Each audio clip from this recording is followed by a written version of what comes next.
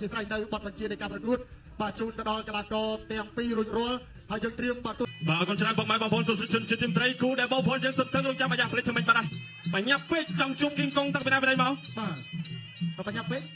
ចង់ពាក់ថ្មី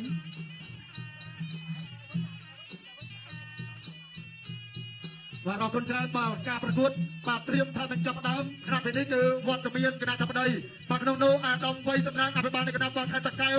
បាទឧបត្ថម្ភទៅដល់កីឡាករបង្គោលក្រហមខាងកម្ម20ម៉ឺនរៀល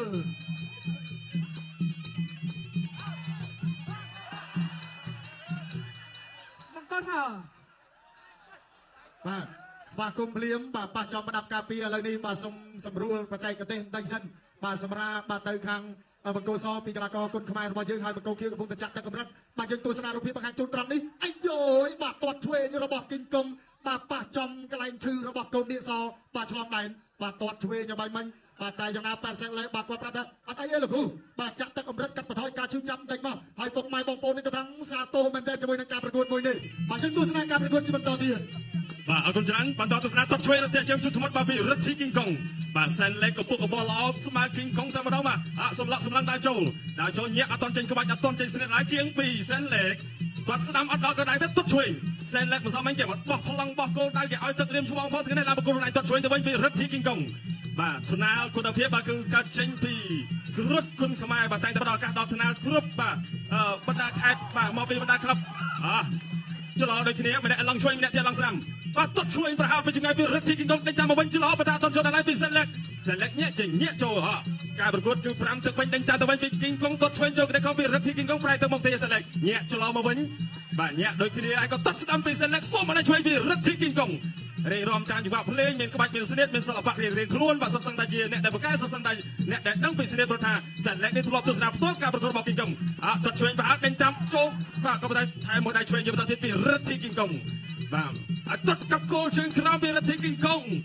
បាទសែនលេខក៏บอกកាត់ឆ្វេងថែមឆ្វេងដាក់ឆ្វេងមកដៃពីគីងកុងដេញតាមឆ្វេងដាក់ឆ្វេងបុកកណ្ដោះកឆ្វេងដាក់ឆ្វេងពីបាត់ដៃបុកដៃបាត់កឆ្វេងថែមចេញជាបន្តទៀតពីគីងកុងទាត់ឆ្វេងយកទៅពីគីងកុង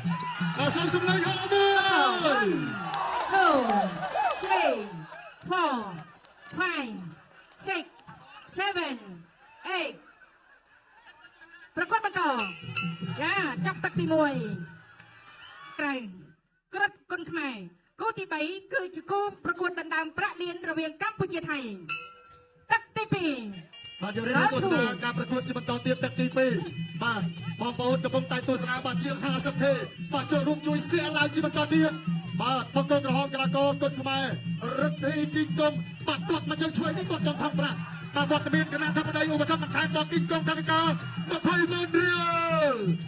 បាទសរុបគឺ60ម៉ឺនរៀលបាទទាត់ឆ្វេងគីងកុងបាទទាត់ស្ដាប់របស់ប៉ែសិនលេខបាទធ្លាក់ស្ដាប់បាទការប្រកួត5ទឹកក៏ប៉ុន្តែបាទមួយទឹកគឺ2នាទីបាទបងអាយ2បាទ3រាប់ជាបន្តទៀត4 5 6 7អូហូ